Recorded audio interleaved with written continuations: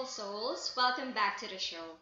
For years, there has been a debate regarding the abolition of Sangguniang Kabataan, and it has been a subject of conversation across different social media platforms. And it gathered critics and as well as supporters. But just recently, the Senate Bill 2124 has been approved on its third and final reading, and it aims to strengthen the Sangguniang Kabataan system. Can we expect a better and stronger Sangguniang Kabataan system? Joining us today is one of the exceptional leaders and one of the admired politicians here in Valenzuela City, Sangguniang Kabataan, Chairman of Barangay Punturin, ladies and gentlemen, Honorable Philip Eleazar D. Hi everyone, my name is Philip. I am the Sangguniang Kabataan chairperson of Barangay Punturin, a former professor, and finishing my doctor in business administration program. Welcome to the show, sir, and thank you so much for letting me have this opportunity to have an interview with you despite your busy schedule. We all know that. You too, thank you for having me here at your show, Marian. A pleasure, sir. So I'm starting off with our first question. How does it feel to be a public servant during this pandemic? Because we know how challenging it is. Well, actually, the pandemic not just endangered our lives, but it changed all the facet and aspect of our lives into a critical point. And being a public servant on these trying times will really challenge your passion to serve the public, to give more, to provide something to your constituents where no one will should left behind. And for a fact, we have a limited budget and resources that really challenge us as a leader of during this time of pandemic. Since you have mentioned, sir, that it is indeed really challenging, how did social media help you in communicating with your citizens nowadays?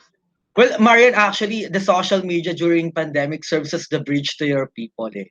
This is the time when people cannot easily go out, most especially the vulnerable ones, the senior, the PWD, and with comorbidity.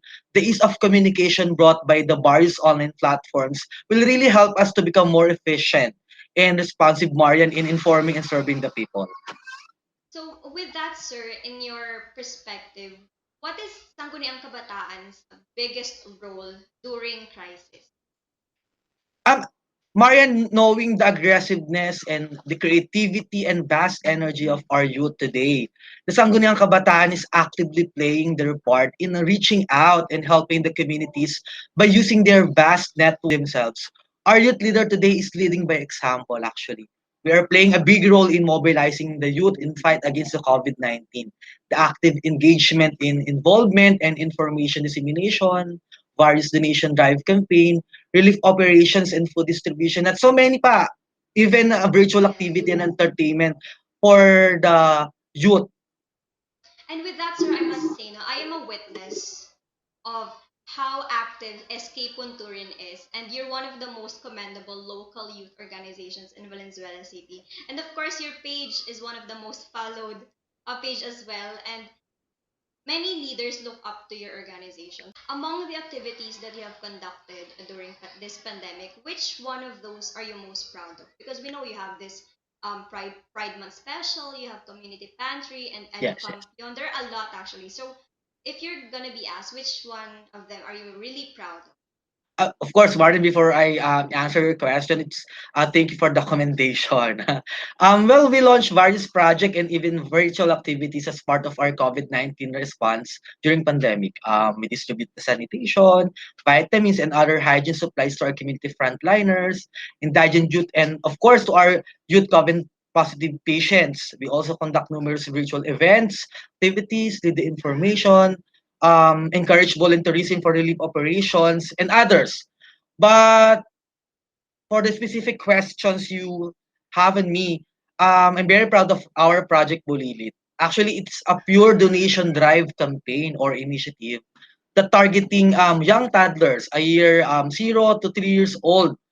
We have less than 1,500 beneficiaries, I think. With the Bulilit packs, it contains milk, biscuits, vitamins, and other nutritional foods. Since their parents cannot go out and become jobless, we need to focus somehow on the kids. Kasi the national government the LGU, and even the barangay focuses on the family, on the food distribution. But I see that there is a portion wherein the youth sector or the toddler itself, the bulilit as we call it, um, needs this kind of welfare, of course. So we conducted this bulilit, project bulilit, wherein actually, Marian, we collected almost 100,000 pesos coming from various donors inside and outside the Philippines. And conduct all of these, no? But we all notice there are limitations as well. So I Mm-mm. wanted to ask, which project do you look forward to the most but ended up getting put on hold because of restriction? Actually, it's the question is very difficult for me. A lot, sadly, a lot, because we have at least 30 line of projects last year and even on this year, 2021, and I cannot just easily choose one. To be honest, because every 9 centers of youth participation is equally important to the development of the youth. But if you will really knock on the question itself.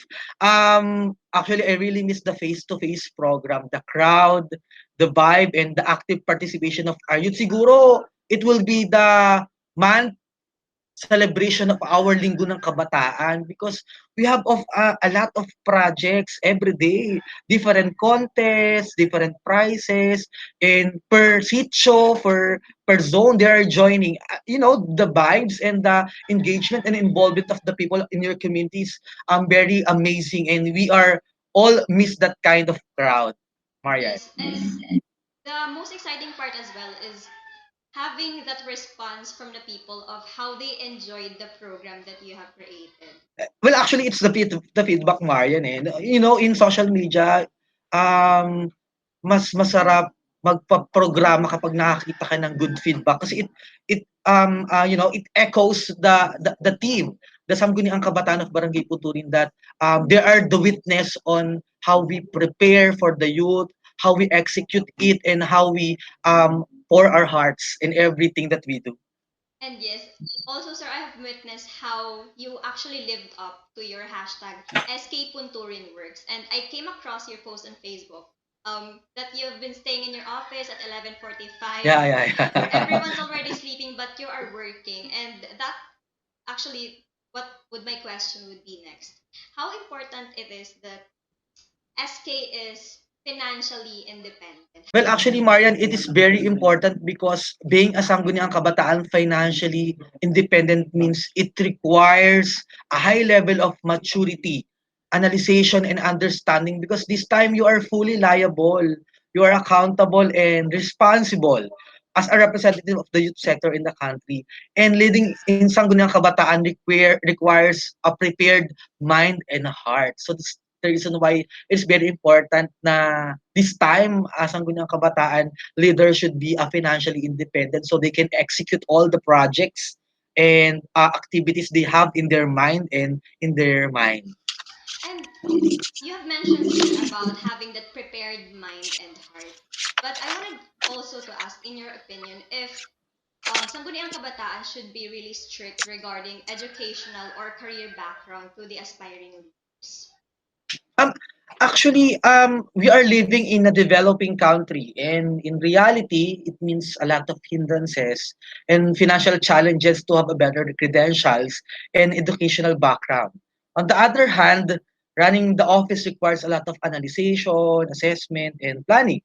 Mm, to answer the question, yes, I am in favor because it will really help the candidate if they are knowledgeable in many things and they have a better requirements as an elected official to for them to become an efficient elected officials to govern and address the needs of its people.